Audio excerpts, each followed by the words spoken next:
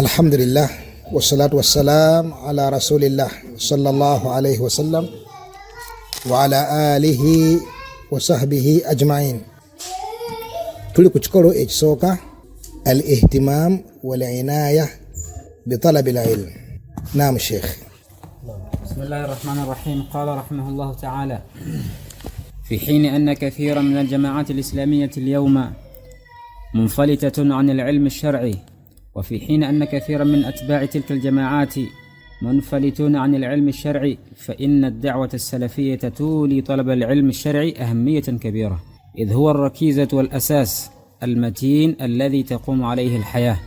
فبناء الفرد وبناء المجتمع لا يقومان ولا يصلحان إلا بالعلم الشرعي.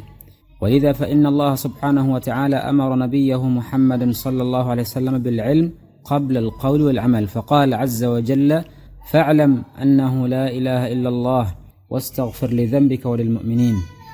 قال: ونحن إنما جعلنا العلم بداية الأصول، لأن السبل كثيرة وكلها سبل متاهات إلا سبيل رسول الله صلى الله عليه وسلم، كما قال الله جل جلاله: وأن هذا صراطي مستقيما فاتبعوه ولا تتبعوا السبل فتفرق بكم عن سبيله، ولا سبيل إلى سلوك سبيل السنة إلا بالعلم الذي يكشف الحقائق وينير الطريق. ولذلك قال الله عز وجل: قل هذه سبيلي، أي قل يا محمد هذه سبيلي أدعو إلى الله على بصيرة أنا ومن اتبعني. قال: فقوله على بصيرة أي على برهان وحجة، وهما العلم النافع. يقول الإمام أحمد رحمه الله: الناس إلى تعلم العلم أحوج منهم إلى الطعام والشراب، لأن الرجل يحتاج إلى الطعام والشراب في اليوم مرة أو مرتين، وحاجته إلى العلم بعدد أنفاسه. نعم، الحمد لله والصلاة والسلام على رسول الله صلى الله عليه وسلم.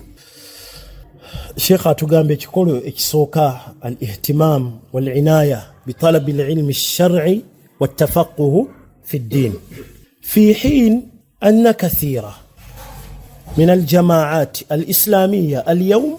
الشيخ يقول كلها كومبيرينغا وكوغيراغينانيا نتي بو الدعوة السلفية ايميريده كوتشي كونونيا علم نوكوغوكا مو علم ايو قرآن يجسومي آية itegezachi makulu kyagalimo noddambitamu ngabo yakulembezere bitobe tusome bitobe tafsiri ngecha ibn Jariri echa Baghawi echa ibn Kathiri echa Imam ibn Sa'di bwatyo omusalafu bwabeera mukufaayo okulaba nga kenkuka mu ddiini ena agitegeera ng'ate ebibinja ebirala ekyo byakisuulawo anil ilmi shar'i ilmu sharia bagisuula. Obasanga bajjumbira nnyo basobola okuba n'ensinkano ez'enjawulo mu butebe bagenda okwekulaakulanya. Tusobola tutya ofulumya obutadooba ngezo basobola okukola emisomo egy'enjawulo ne bajjumbira neno ne bakampinga neeyo. Tusobola tutya okuba tufulumya mathalan emikeeka girimu ssente ng'ebyo bakola ki. Tekirina buzibu muntu kuba nti ebyafaayo okulaba butya bwabikola ki, oba ntegereka njagala tutegereke bulungi. Tekirina buzibu ebyo muntu kuba nti abikola ki, naye ekirina okusooka okujjumbirwa okufaayo ennyo okulaba ilmu eno etuuse etya mu ki. Kyekirina okusooka okulembera. Tutetenkanyiza tutya daawe etuuse etya ku bantu. Tetenkanye neeno eyo daawe y'abasalafu esooka kufaayo kulaba butya ilmu bwegenda okutuuka ku bantu. وفي حين أن كثيرا من أتباع تلك الجماعات منفلتون عن العلم الشرعي. abagoberezi b'ebibinja ebyo ilmu bagisuulawo, tewali budde bwayirimu nti obasaye nga batuddawo halakati nobola wezitubeeramu nti wano Qur'ani wano hadithi wano kitabo bwekiti kizibu. Ne baba era ekyo byeyuma naye ku nkizo y'eddaawa ya salafiya ne abantu abagezaako ne bodde Uganda. Era gwe bwe oyagala okulaba ku muzikiti okugezaako ku busalafu genda otandika ogiyitamu kwesala nga ziwedde olabe. Bw'onaagenda mu mizikiti egisigadde egitali ku ddaawa y'obusalafu gwe yitamu konga eswala ewedde. Era olunaabako akazindaalo chairman ng'agukwata bannaye temwerabira. Haji Gundi atubeereddewo nnyo anti edduwayo ya Sande kijja labika bulala. Ebyo bwe bitoze programu z'osanga mu mizikiti egikola ki egifaanako bannaye programu y'okusonda edduwa ya Gundi. Omusajja oyo yatubeererawo nnyo wano be baakole bati yawaayo omuzikiti ze programu z'owulira mu bantu abatamanyi ddaawa y'obuki. Naye mu mizikiti gy'eddaawa ya salafiya essala bweggwa bannaye temugenda, tugenda kusoma ekitabo bwekiti. Sekawaali ihtimamu kufaayo kuki Giri egisigadde la program zibeerawo bwe zityo. Bane temugenda ku Sunday tulina program yogaba omusaayi zibeerawo ezo program kakwata akazino manchi ekiriwo.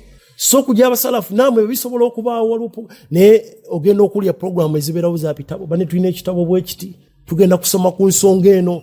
Seka tugenda kuba naye ku Lwokubiri. Ihtimam jamaa eddawo y'obusalafu ejjumbira kimbibiri kuki saate ebibinja ebisigadde okufaayo kuli walala. Fa inna ad-da'wa as-salafiyya tuli talab al-ilmi ash-shar'i ahmiyatan kabira. Dawa y'obusalafu ewaayo okufaayo kunene ku ilmu kukujjumbira okwo zi programu ezibeerawo okubutya abantu bwe bagenda okukola ki okutegeera eddiini yaabwe yekaweefuba oyo kwekudde neno okuteesa okwonna swala ziwedde programu ezo zigenda okukola ki kubeera banne kati nga kino bwe kiwedde katuyina enteekateeka ey'okusomesa abaana bagenda kusoma kino bagenda kukola bwe bati ezo programu ezikola ki ezibeerawo idh huwa arrakiza wal asas almatin alati taqumu alayhi alhaya. Obulamu ensonga ennene ku buyimiridde okutambula obulungi yeeyo ilmu eyo eya qala Allah qala rasulullah. Kasita abantu bagiteeka mu bulamu bwabwe ne bagifaako kakati mubufunza b'ebitiibwa ye da'wa ey'abasalafu ensonga esooka. Ekibinja kino kifaayo kaweefube w'amaanyi kubutya ilmu bwegenda otutuuka kubaki ebibinja ebisigadde okufaayo okw'amaanyi kulaba duniya y'abantu eno egenda kutaasibwa etya. Programu zezo zikola ki zezibeerawo kutetenkanya tugenda kukola kita kino. Walidha fa inna Allaha subhanahu wa ta'ala amara nabiyahu Muhammadan sallallahu alayhi wasallam bil ilmi qabla al qawli wal amal. Ngera Imam al-Bukhari bwe yagamba mu kitabu kye as-Sahih era ni Sheikh Muhammad bin Abdul Wahhab yabireeta atandika ekitabo kye thalathatul usul rahimahullahu tabarak wa ta'ala ngaleete gobe Imam al-Bukhari bwe yatuka ku ayo yagamba fabada bil ilmi qabla al qawli wal amal. Allah subhanahu wa ta'ala yatandika na ilmu nga tonnaba kwogera wadde okukola ki okukola. Yagamba atya Allah fa'alam annahu la ilaha illa Allah wastaghfir li dhanbika walil mu'minin. Fa'alam kimanye yatandika na ilmu subhanahu wa ta'ala tewali kisinzibwa mu butuufu okujjako Allah subhanahu wa ta'ala wastaghfir li dhanbika wenenye amazambi go kyokwenenya ne kubanga kuzze oluvannyuma lwa ilmu. Kati daawa y'obusalafu ensonga eyo gyekulembeza era zezo programu esaana bannayo kuba mizikiti esala oluggwa programu yakola ki kutegeeza abantu ddiini kusoma tutuule bannaye tugenda kusoma kitabo bwe kiti ne bwe kiti zezitambula sande buli mwezi buli ki ekyo kikulu okubanga kaweefube oyo ateekebwawo nga w'amaanyi. Bwe njogedde ekyo n'ensonga gyengize mu butuufu waliwo ensonga esaana okwegenderezebwa naddala mizikiti gyaffe gy'abasalafu. Naamu okuba nti ensonga y'okukubiriza abantu okuwaayo ensonga nnungi ekkubo ddungi abantu okubakubiriza okuwaayo okutaasa eddiini ya Allah tabaraka wa ta'ala era lyeri ekkubo eddungi ne tutakozesa makubo gano agaba muzirimunani bwe batyo bakiyita bateekawo emisinde gye baakoppa eri baabikoppa mu bamukenenya raani sirimu raani bateekawo emisinde nabo kati bakikoppye ne bakituma ate muzirimu ki raani. Ekyo kibi ffe abo abantu balina kujja ku ffe so si ffe koppa ku ki era kyekiri kye twayogedde barakallahu fikum nti gwe okujja ku kituuti n'otandika okujuliza ng'oleeta John Gundi nga Qur'an eri awo maaso go hadisi zikubyeko naye gwe bw'oba ojuliza otuleetera ba Philips Gundi naye ng'ate Qur'an eri awo eyo nsobi nnene ekolebwa okujuliza abo n'ojuliza eno ng'ate Qur'an ebeera etuli mu maaso awo. Kati ne mbeera ey'okuba nti tusonda nungi biidhinillah ne tubakubiriza abannaye ani ayamba ku kino naye waliwo ennaku zino abantu abakifudde bizinesi agenda najja n'apata n'omuzikiti ng'ogwo n'abagamba musonda sente mmeka naye nga tutera kusonda nga 5 n'azibakola ki n'azibawa. Kakati mukaddama kaki kyalina okukola ayagala kujjayo kakadde alina okutuuza abantu n'eddalusi ne bw'eba egenda basiyamu bagenda soma asobola okutwala eddakiika za 2-3 kuba alina kujjayo kakadde jjukira taddeyo 5 ge kati alina okuzibajjamu obudde obwali badde obw'okusoma abantu babeeko fawaidi ze bafuna mu ddiini yaabwe baba bagenda kubumalaawo mu kulaba nga abatetenkanya Haji Gundi wabaddewo akatikkula waddewo akakola bwoti nkumanyi n'ebirala n'agenda nga ateekawo embeera ezenyo ne bakalubiriza abantu n'atuuka okumugira kino gali no batetenkanya kimanyi ozirina mbasabire Allah zibajjeko oyinza n'okuba ofulumaawo n'aleeta obutuntu awo okulaba nga ino batetenkanya zikole ki obukanga kulaba nti azibakola ki azibajjamu ateekawo embeera kubanga akimanya nti yataddeyo dda kati alina zikola ki. Naam. Kakati ono abantu babamanyi tasuubira nti bayinza okuva mu sente ezo kati yazimugambye nga alooza nti ayinza kuzibajjamu geruka kananga akwata emitwalo 5 ng'agikola ki agibawadde mukaddaman yena atandika okusolooza agenda okulaba nga omusajja abajjemu akakadde tasiima atwale emitwalo gina 5 kati ate embirigo ng'etandika kupya mu ofiisi atwala 2.5 naawe otwala 5 malamba embirigo ng'ate nsobi nnene barakallahu fiikum. Allahumma salli. Idhan embeera ekufaanako bwetyo n'abantu abo ate ennaku zino bakubyeko balina ebyafaayo ebifu mu kusonderako ssente soka nakiyimiriza awasinga okunyuma nakiyimirizaamu naawe musooke musikemukko mu maaso musembere mu maaso n'embeera ezo ezifaanako bwezi kyafaayo kibamalirayo babalefu ebyebunyonyi ebyo ebinyumira abantu ne bibakwatako nakaka tugenda kimalayo haji musooke musembere n'abasembeza mujjuze ebiri gino ekyafaayo kiri togenda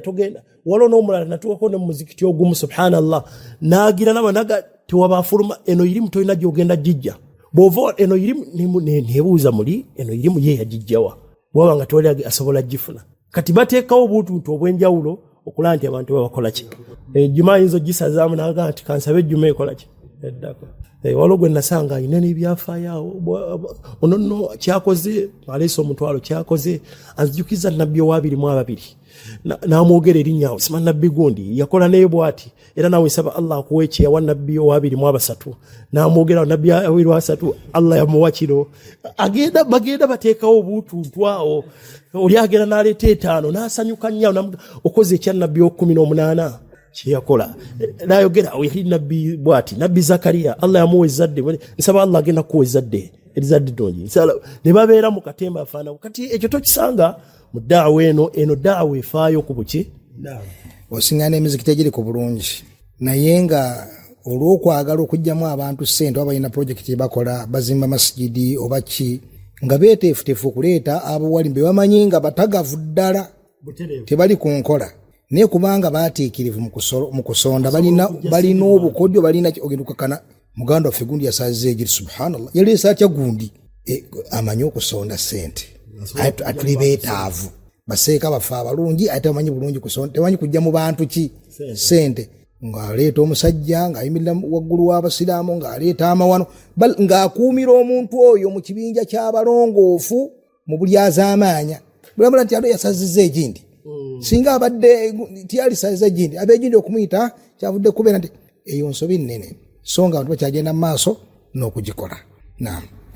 Nasallallahu salama. Idhan abasalafu mu mizikiti ensonga eno nkulu sala ziwedde ekyo kisanga mu mizikiti gy'abasalafu okufaayo ku ilmu waliwo darsu baada al-asri baada maghrib wa amma te bodda mu mizikiti giri emirala gy'abanabida programu ezibawo zezo essola bweggwa n'abakakazindaalo banaite mwerabire dua ya haji nakulwe sande dua ya gundi wahakadha natuleetera aya n'agamba wa nahnu innama ja'alna al-ilm bidayat al-usul lwaki tutandise ne ilmu nga twogera ku bikolo bino li anna subul kathira kama kuba make mangi wa kulluha subulu mutahatin la sabil illa sabila rasulillahi sallallahu alayhi wasallam gonna makubo gali awo tegalina kye gali ga mitawaana ga machamu okujjako ekkubero nabbi lyakola ki yakwata sallallahu alayhi wasallam kama qala ta'ala wa anna hadha sirati mustaqima fattabi'uhu wala tattabi'u as-subul tegeze kuwe sirati kubero tufu lirinimu lye tuyino goberera ne takwata bukubo buno subul fatafarraqa bikum an sabili bugenda kubajja ku kubo ya Allah subhanahu wa ta'ala wala sabil ila suluki sabili sunna toyinza tegera sunna nkola ya nabbi kutegera nkola ya basahaba kutegera busilamu butufu illa bil ilmi wene kubedda lyogenda okutegera mu obulungi okujjonga ekkubo lino lyokoleze ki lyo ino kwate lya ilmu notegera nodde nolaba nabbi wano yakola bwati nabbi yalibwa kasito kwate kubere lya ilmu bolireka togenda kutuuka ku mbeera eno ennungi alladhi yakshifu alhaqa'iq wa yuniru at-tariq. Ilmu eyo ye kubikulira ebituufu nga bali babiraba bulala gwe n'obiraba mu ndaba entuufu. Bali nga babirabane bagira abantu leero kati bavuddeyo bangi ku kino ekivulu ekya baali bategese emabega ekyani baali bagise pozi daruso ya hijab nation ne baseeka bavayo ne babalaga olwa ilmu Allah wa ilmu ne babalaga nti bannaye kino niyo omuntu agira ya Allah asobola kiraba nti abo nsalo z'abaseeka ebigundi yaabwe omukazi yakitegese swakwandi mukazi yakitegese bali n'ensabwa basobola ebyo n'okukola ki tuvola beera ne bobozi abamanyi ne bakulaga balina ebintu ebigwawo ninga bobo buziza amanyi Allah olwa ilmu gyabawadde balina kibayinza okulaga naddala mu biseera ebifitani nga ziguddewo amanyi bakubiriza nnyo okudde tulaba abamanyi bo boogera ki oleme kupapa gukongola amanyi abo Allah abaggulirawo basobola obba ku kibakulaga nti wantu tokwata kkubo lino kubanga ilmu kuteerawo ekkubo eryo biidhini subhanahu wa ta'ala walidha qala walidhalika qala Allahu azza wa jalla قل هذه سبيلي أدعو إلى الله على بصيرة كيكي علم leki kikulu banne bukola dawa sikola bukozi dawa ngairo bukirabika nti olibo agira byagize yawo namanyika nga akwata omuzindalo omusanga agenze ali mu khutba bamuyise eyiganga ogenda kumuli ali Fort Portal nenga tasobola okusoma aya yabadde pass emyezi enegise kati bwasiramuse yamanyira okwogerako eri abantu abangi kakati yafuna yawo katono ku buntuntu butandikirwako ngaafuuka seeka atalaga era nga akwata bamaseeka ensobi era ekizibu kye bamaseeka bononya obusiraamu n'ebireefanako webityo abakubeera nga yawaayo akadde n'atuula ebintu yali birayi mu ndabyo ekola etya yalitegedde n'akabenje k'okubayisaamu amaaso idhan ala basira omuntu ekyo kikulu okutegera bo daawa tekolebwa bwetyo ti omuntu ayiza okwogera ebigambo ebikwata ku bantu abamu bava mu mikolo bwayogerera emikolo ne baseka nnyo ne bagweri n'amanya nti kitegeeza nsobola okwogera mu bantu ogenda omulaba ssebo ng'asabye khutuba olw'okuba yayogera ku mukolo ne bikwatayo ne baseka ne bagwa n'eri ogenda okulaba nga ajja mpolampola asaba naye khutuba olw'okuba asobola okwogera ebisesa abantu kakasa nti ilmu so sikwata byafaayo bifaawo n'ojja oyimire mu bantu ay ala burhan wa hujja inokubanga olina obujulizi wahuma al-ilm an-nafi' era nga kitegeeza mu ebyo ya ilmu eyo egasa ilmu y'omugaso ilmu ennungi ilmu entuufu ilmu ya Qur'an ilmu ya sunna yagamba al-imam al-mubajjal Ahmad bin Hanbal rahimahullah ash-Shibani an-nasu ila ta'allumi al-ilm ahwaj minhum ila at-ta'ami wash-sharab ebigambo bino birungi ebya imam ono rahimahullah tabarak wa ta'ala yagamba obwetaavu bw'abantu eri irimu eno eya Qur'an ya sunna bunene okusinga obwetaavu bwabwe eri ebyokulya n'okunywa eri emmere n'ebyokunywa namba byetaaga naye ate obwetaavu bwabwe eri ilmu bwa waggulu nnyo bunene nnyo lianna arrajula sekalukumani woli lwaki tugambye rajula lwaki si lianna arrajulu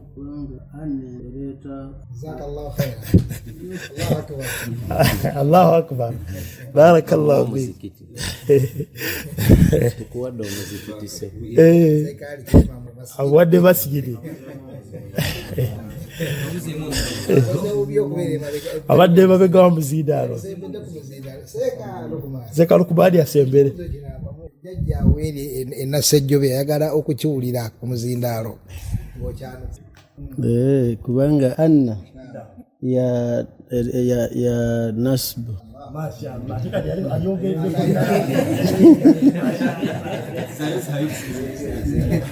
barakallahu fik ayogedde boy kirungu ate masha Allah jazakallahu khairan yahtaju ila at-ta'ami wash-sharabi fi al-yawmi marra aw marratayn omuntu yetaaga emmere ebyokulya n'ebyokunywa omulundi oluusi olunaku mulundi gumu oba emeka oba ebiri kale ne bwe giba esatu naye wa hajatuhu ila al-ilmi obwetaavu bw'omuntu eri ilmu mirundi gumu oba ebiri biadadi anfasi emirundi jassa ye mirundi gyetaaga buli kusaako yeetaaga yali badde yekyusiza mu ilmu kutegeera Allah we subhanahu wa ta'ala buli kadde mbeera obulamu bwe bwonna alina kwewaayo eriki naye okulya alina ekiseera kyabeeraawo n'okulya bali takyakwagala takyakwetaaga nga ne bw'omuteekaawo kyeyali yagadde ekyokulya ekirungi ekyokunywa ekirungi takikola kye takyagala naye ilmu buli kaddeke konna asaana okubeera nga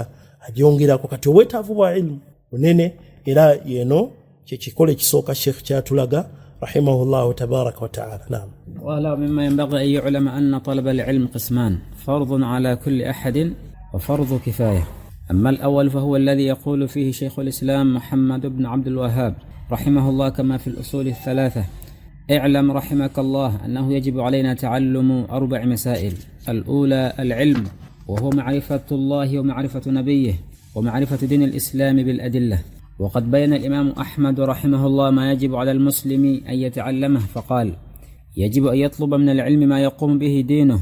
قيل له: مثل أي شيء؟ قال: الذي لا يسعه جهله، صلاته وصيامه ونحو ذلك. قال: فالذي يجب على الإنسان أن يعمل به كأصول الإيمان وشرائع الإسلام، وما يجب اجتنابه من المحرمات، وما يباح أو ما يحتاج إليه في المعاملات ونحو ذلك، يجب أن يكون الإنسان عالما به. نعم. وموفوز ونو الإمام عبد السلام رحمه الله تبارك وتعالى تلقانت ومما ينبغي أن يعلم mubimu byetusaanye okumanya wano katubiyite mu bufunze ekikola amaze kitunyonyola bulungi nekitegeereka walillahi alhamdu. Ayagala kuga nti mu byosaanye okumanya nti okunoonya ilmu tusobola okuteekolamu emiteeko emeka? 2. waliwo nga farudhu ala kulli ahad, buli muntu ngeno ilmu alina okuba nga agirina, buli musiraamu alina okufaayo kweyo ilmu. Newabaawo endala nga singa abamu bagikola ki bagisoma basobola okutukola ki okutumalira. Esooka فهو الذي يقول فيه شيخ الإسلام محمد بن عبد الوهاب رحمه الله. Esooka ino Sheikh Muhammad bin Abdul Wahhab yayogerako nga atandika ekitabo kye ekiyitibwa al-usul الثلاثة. الأصول الثلاثة يقام اعلم رحمك الله أنه يجب علينا تعلم 4 مسائل. kimanye nsaba Allah kusasire emwe ekyo mulimu okusasira embeera ennungi okusabira ku bantu bokolako da'wa nibo balagira bonna ngo balaga mwe muli bakaafu muli kino. Waliwo omuvubuka yali awo mu kibuga nga bangabo abagenda okusomesa soka batulya mu nnanga talaba muna musiraamu n'ogu kati abantu bano okubasabira olaba ebiga imaamu ono mu butuufu weewunya abantu abamuvuma weewunya abavubuka olaba ebitabo bye n'okwagala okwo okwagaliza abantu ngeri gyabitandika i'lam rahimakallah i'lam arshadakallahu itaati mweri mu kashfu jubahat nolaba nayogera ensonga nagamba waffaqakallah nolaba obulungi obwo omukwano ogwo nene weewuuza abantu abo ababi abamuvuma ne batuuka n'omuyita ejjembe lya shaitaani eryava ennajiri bavubuka ekyo bakyogera naye mubutuufu neebuuza oyo tatya nti luliba lutya olunaku olwa qiyama nga Sheikh Muhammad bin Abdul Wahhab ayimiridde wano nga nabo abavubuka ttiimu y'abavubuka eri wali ebbali. Sheikh yakola da'wa ya tawhid emyaka egyo naye yafaalina emyaka emeka? Myaka 90 gikubyeko obulungi walillahi alhamdu ng'akola da'wa.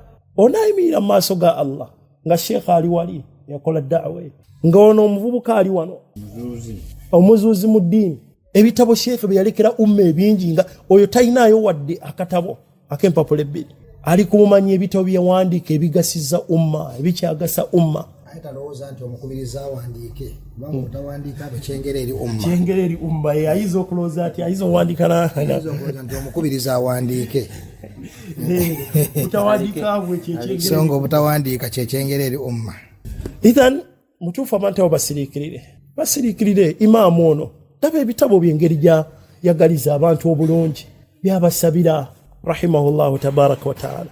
Yajibu alaina kitukakatako fenna ta'allum 4 masail okumanya okusoma ensonga zino mmeka enjogera yo banna ennungi eri badduati kitukakatako fenna mathalan batuti Allah kuba mulimu badduati bwayimirira ku kituuti muti Allah mujemedde Allah muli bonoonefu muli ki la gaba ne tuli bakendeevu tukoze bwe tuti ahlus sunna. Naam. A'lamu nnasi bil haqq wa arhamu nnasi bil khalq. Kigambo kya Sheikh al-Islam Ibn Taymiyyah rahimahullah. Naam. Abe batendo obukambwe a'lamu nnasi bil haqq be bantu abasinga abasiraamu bonna okumanya amazima kubanga bafayo ku ilimu ekyabo tubakirabako n'amaaso gaabwe era nakulumu Dr. Senjala hafidhahullah waraaho wa khatama lahu bil husna yabuuza ekibuuzo aba kitake ebirowoozo yakati obusiraamu mumbuulire bwali bwadde butyanga abantu ababulimu imma bannapiraawo oba bannabivvulu haqiqatan singa abantu bano abasiraamu abamu be bakkakkanya be bavumirira abasalafu abali ku bulungi bano singa balekeraawo okusomesa abasiraamu abo bakimanyi mu ddiini mulimu esswala mulimu okusiiba mulimu hijja mulimu ebintu bingi ddala abo bonna be bawulira ku bitebe ebyenjawulo bawulira ddalasa yonna eya munnabida nti abasomesa esswala abasomesa okusiiba abasomesa hijja balina kujja biige luddawa babiige eno mu basalafu gye basoma ebintu bino n'olwekyo abasalafu a'lamu nnaasi bilhaq be bali bize n'erimu abasigadde bali bize n'ebintu ebirala nga bw'obalaba ekyokubiri kyekiri ku mulamwa guno sheekh kyobaddeko wa arhamu nnaasi bilkhalq ate be basinga okusaasira abantu balina obusaasizi buyitirivu naye babavuma alkaswa nti bantu bakambwe bantu bamutawaana bantu baki nedda abantu bano kusomesa eddiini busaze bakulinako baagala otegere Allah baagala otegere kutwala ebyejjana baagala bw'ofa toyingira mu mitawaana oyingire mu kuwona na kweyagala baagala oyingire ejjana ekitiibwa onoomuliro n'olwekyo okukusaasira so si kukambuwalya so si kumalako mirembe bakubiriza okwambala bakubiriza okwati naye basulamu ku ddoboozi katono bali ku mulamu ogwo gwa kutaasa oleke kubeera ng'okola otya ng'ozikirira naam idhan sheikh n'agamba alayna taallum 4 masaili alayna tufunyewo ekyokuyiga nti bw'oba okola da'wa gezaako abantu bano okubalaga nti naawe oli muki naawe oli bannaye tukole bwe tuti kadde ka sheikh nakalidde nekabeera ng'obudde buweddeyo sheikh olabita tutandikirawo nnyini insha allah barakallahu fiikum wa jazakumullahu khairan.